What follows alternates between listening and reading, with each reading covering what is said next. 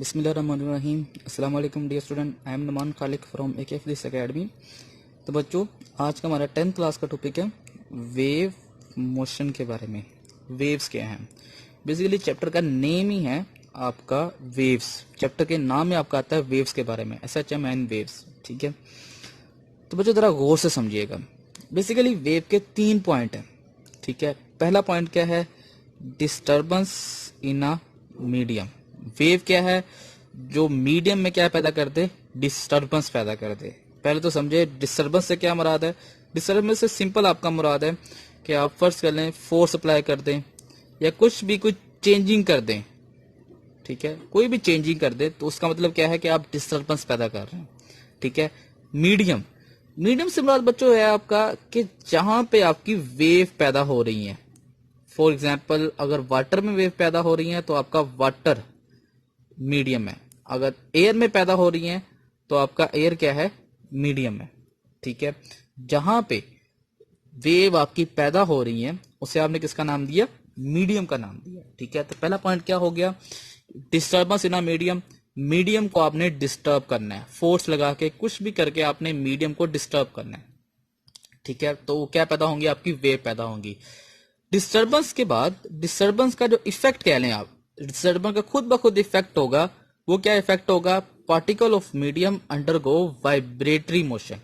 Medium के जो भी पार्टिकल होंगे वो क्या शो करेंगे? वाइब्रेशन शो करेंगे। यानी कि अगर बिल फर्ज आप मीडियम फर्ज करते हैं वाटर, तो वाटर के मॉलिक्यूल्स या वाटर के जो पार्टिकल्स हैं वो अपनी मेन पॉइंट के इर्द गिर्द क्या करेंगे? वाइब्रेट करेंगे। ये उसका इफेक्ट होगा।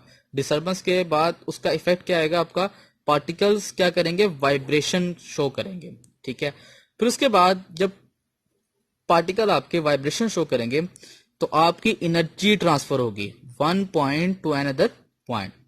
ठीक है, ये तीनों के तीनों पॉइंट आपके किस में आते हैं? वेव मोशन में आते हैं। ठीक है, वेव मोशन बेसिकली क्या है? ये एक ऐसा प्रोसेस कह ले या एक ऐसी चीज है जिसमें आप किसी भी मीडियम में डिस्टर्बेंस पैदा करते हैं। डिस्टर्बेंस का जो इफेक्ट है वो क्या होगा? पार्टिकल वाइब्रेट करेंगे और पार्टिकल वाइब्रेट करने का जो इफेक्ट होगा वो क्या होगा आपका? कि आपकी एनर्जी एक जगह से दूसरी जगह क्या हो जाएगी? ट्रांसफर हो जाएगी। ठीक है, जो मेन डेफिनेशन है बच्चों वो यही है, डिस्टर्बेंस इन अ मीडियम। ये दोनों पार्ट इसके इफेक्ट्स में आते हैं। ठीक है, या आपकी जो हायर क्लासेस में जो डेफिनेशन होती है वो ये होती है एनर्जी ट्रांसफर। वेव एक ऐसी चीज है जो आपकी एनर्जी क्या करती है? ट्रांसफर करती है। ठीक है, ये तीनों के तीनों पॉइंट बच्चों आपने एग्जाम्पल में समझने हैं। ठीक है, एग्जाम्पल में आप फर्ज करें कि एक टप है, ये आपका एक टप है।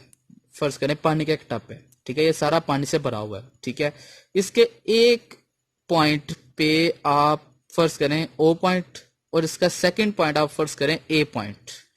A पॉइंट के ऊपर एक पड़ी है कश्ती, कोई भी कश्ती पड़ी है।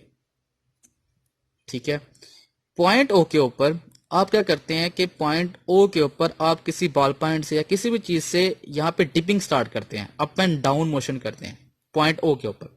ठीक है, जब आप बच्चों यहाँ पे अप एंड डाउन मोशन करेंगे या डिस्टर्बेंस पैदा करेंगे, क्या हो गया? आप पानी में क्या कर रहे हैं? डिस्टर्बेंस पैदा कर रहे हैं। ठीक है, मीडियम क्या है आपका? वाटर। ठीक है, आप किसी बॉल पॉइंट से या किसी भी चीज से डिस्टर्बेंस पैदा कर रहे हैं, अप एंड डाउन मोशन यहाँ पे करवा रहे हैं। जब बच्चों आप यहाँ पे अप एंड डाउन मोशन करेंगे तो यहाँ पे पैदा होंगी आपकी वेव्स, कुछ सर्कुलर फॉर्म में, कुछ इस फॉर्म में, लहरें। ठीक है, यहाँ पे खुद ब खुद लहरें पैदा होगी। वही बात कि बेसिक डेफिनेशन क्या है? Disturbance in a medium. कि आपने डिस्टर्बेंस पैदा कर दी तो क्या पैदा होगा? आपका वेव पैदा होगा। उसका जो इफेक्ट होगा वो क्या होगा? कि आपके जो पार्टिकल्स है वाटर के, वो क्या करेंगे? वाइब्रेशन शो करेंगे। वो अपनी मेन पोजीशन से इर्द गिर्द क्या शो करेंगे? वाइब्रेशन शो करेंगे। तो यहाँ पे आपने डिस्टर्बेंस पैदा की है, यहाँ पे जो इर्द गिर्द आपके पार्टिकल्स हैं वाटर के, वो क्या शो करेंगे? वाइब्रेशन शो करेंगे। वो वाइब्रेशन की वजह से क्या पैदा होंगी? आपकी वेव पैदा होगी। और वो वेव आपकी पॉइंट O से पॉइंट A की तरफ क्या करेंगी? मूव करेंगी। वजह जब वेव्स आपकी जो लहरें हैं आपकी वो पॉइंट O से पॉइंट A की तरफ आएंगी तो यहाँ पे जो कश्ती पड़ी है वो खुद ब खुद अप एंड डाउन क्या करेगी? मूव करेगी। अप एंड डाउन, आगे पीछे क्या करेगी? मूव करना स्टार्ट कर देगी। ठीक है, तो मतलब आपकी जो वेव है वो अप एंड डाउन मूवमेंट कर रही है। मतलब क्या है? मतलब ये कि आपकी कश्ती के पास, आपकी कश्ती जो अप एंड डाउन मूवमेंट कर रही है, खुद ब खुद मूव कर रही है, तो मतलब क्या है? आपकी यहाँ पे क्या आई है, आपकी एनर्जी आई है, आपने कश्ती को हाथ भी नहीं लगाया, लेकिन खुद ब खुद आपकी कश्ती मूव कर रही है, तो मतलब आपकी जो एनर्जी है वो पॉइंट ओ से पॉइंट ए की तरफ क्या हो गई है, ट्रांसफर हो गई है। पॉइंट ओ से पॉइंट ए की तरफ एनर्जी क्या हुई है, ट्रांसफर हुई है। कैसे पता चला ये ट्रांसफर हुई है? बच्चों यहाँ पे आपने कश्ती को हाथ में नहीं लगाया, लेकिन खुद ब खुद कश्ती की मूवमेंट क्या जाहिर करती है कि आपकी एनर्जी खुद ब खुद क्या हुई है, ट्रांसफर हुई है। इसको जरा एक और पॉइंट से समझें।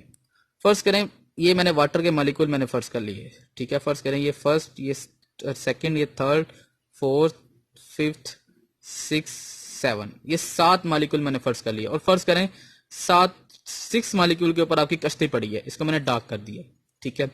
बच्चों आप डिस्टर्बेंस पैदा करते हैं पार्टिकल ए के ऊपर, पार्टिकल 1 के ऊपर, ठीक है। वो जो आप डिस्टर्बेंस पैदा करेंगे, ठीक है, मतलब क्या है कि आप अपनी एनर्जी ट्रांसफर करते हैं पार्टिकल 1 को, ठीक है। जो आप डिस्टर्बेंस पैदा करेंगे, डिपिंग करेंगे, आपकी जो मैकेनिकल एनर्जी है आपके हाथ की, वो ट्रांसफर होगी पार्टिकल 1 के पास, ठीक है।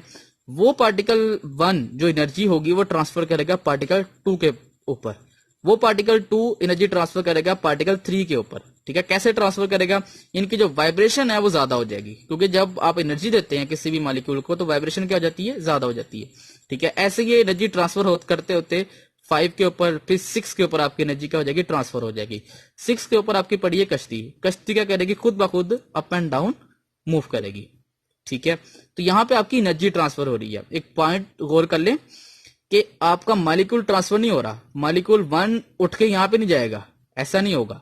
मॉलिक्यूल क्या करेगा, अपनी पोजीशन पे रहेगा, लेकिन वो क्या ट्रांसफर कर रहा है, एनर्जी ट्रांसफर कर रहा है। बच्चों को एक मिसकंसेप्शन होता है कि मॉलिक्यूल एनर्जी लेके जाता है, नहीं, ऐसा नहीं है। वाटर के केस में आपका मॉलिक्यूल जो है वो अपनी जगह पे रहेगा, मॉलिक्यूल सिर्फ और सिर्फ आपकी एनर्जी का करेगा, ट्रांसफर करेगा। वो पॉइंट पार्टिकल 1 से पार्टिकल 2 के ऊपर एनर्जी ट्रांसफर करेगा, फिर 2 से 3, 3 से 4, अपनी पोजीशन को चेंज नहीं करेगा। बट यहां तक उम्मीद है आपको समझ आ गई होगी, ठीक है। तो वेव के आपके 3 पॉइंट है। डिस्टर्बेंस पैदा कर दी है, उसका इफेक्ट क्या होगा, पार्टिकल की वाइब्रेशन होगी, और उसका इफेक्ट क्या होगा, आपकी एनर्जी क्या होगी, ट्रांसफर होगी, ठीक है।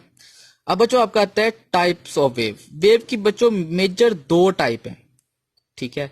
फर्स्ट टाइप आपकी आती है मैकेनिकल वेव। इनमें बेसिकली मीडियम का फर्क है, ठीक है। तो जिसमें मीडियम रिक्वायर्ड हो, उससे आपने नाम दिया मैकेनिकल वेव का, ठीक है। 2 पॉइंट है डेफिनेशन के और एग्जांपल के। मैकेनिकल वेव एक ऐसी वेव है जिसमें मीडियम रिक्वायर्ड होता है, और इलेक्ट्रोमैग्नेटिक वेव एक ऐसी वेव है जिसमें आपका मीडियम रिक्वायर्ड नहीं होता, ठीक है। एग्जांपल हम समझे, साउंड वेव, वाटर वेव, ठीक है। अगर साउंड आपकी तभी ट्रेवल करेगी जब कोई ना कोई मीडियम होगा, जब एयर होगी या कोई भी मीडियम होगा, तभी आपकी साउंड क्या करेगी, ट्रेवल करेगी, अदरवाइज आपकी साउंड ट्रेवल नहीं करती। ऐसी वाटर वेव है, वाटर होगा तभी आपकी वाटर वेव पैदा होंगी। अगर मीडियम होगा, वाटर मीडियम होगा, तभी आपकी वाटर वेव पैदा होंगी, अदरवाइज आपकी वाटर वेव पैदा नहीं होगी, ठीक है। तो ऐसी वेव जिनको गुजरने के लिए मीडियम रिक्वायर्ड हो, जैसे वाटर वेव को गुजरने के लिए वाटर रिक्वायर्ड है, या साउंड वेव को गुजरने के लिए एयर या कोई सॉलिड चीज रिक्वायर्ड है, ठीक है। तो उन वेव को आपने किसका नाम दिया, मैकेनिकल वेव का नाम दिया।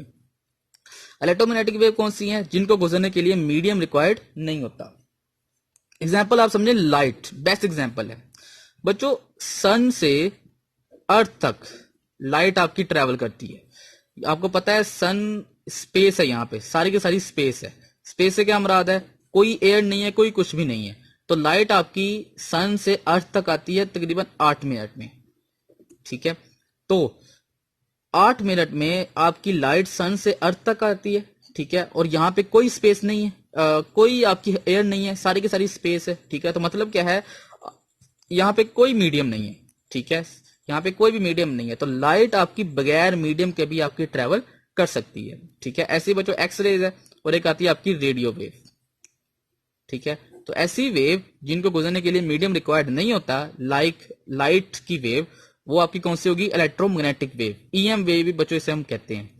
जिन बच्चों ने चैप्टर पढ़ा हुआ है, ये 10th क्लास की बुक पढ़ी है, तो इलेक्ट्रो बेसिकली निकला है इलेक्ट्रिक फील्ड, और मैग्नेट बेसिकली निकला है मैग्नेटिक फील्ड, ठीक है। जैसे ग्रेविटेशनल फील्ड होती है कि वो एक स्पेसिफिक एरिया के इर्द गिर्द लगती है, ठीक है, ग्रेविटेशनल फील्ड 9th क्लास में पढ़ चुके हैं। ऐसे ही आपकी इलेक्ट्रिक फील्ड यानी कि इलेक्ट्रॉन की फील्ड, ठीक है, और मैग्नेटिक फील्ड यानी कि मैग्नेट की फील्ड, ठीक है, इन दोनों के मिलने से आपका ये इलेक्ट्रोमैग्नेटिक वेव बना है। जिन्होंने पढ़ा हुआ उनको समझ आ गई होगी, जिन्होंने नहीं पढ़ा, आप फर्स्ट टाइम पढ़ रहे हैं, तो आपको ये लफ्ज आगे भी मिल जाएगा, ठीक है, इलेक्ट्रोमैग्नेटिक वेव या इलेक्ट्रिक फील्ड और मैग्नेटिक फील्ड, अब आगे भी इंशाल्लाह पढ़ लेंगे, ठीक है। अभी तक आप ये याद रखें कि इलेक्ट्रोमैग्नेटिक वेव कौन सी है, जिनको मीडियम रिक्वायर्ड ना हो, और मैकेनिकल वेव कौन सी है, जिनको मीडियम रिक्वायर्ड होता है, ठीक है। तो बच्चों, उम्मीद आपको समझ आई होगी। अपना ख्याल रखिएगा, दुआ में याद रखिएगा। अल्लाह हाफिज।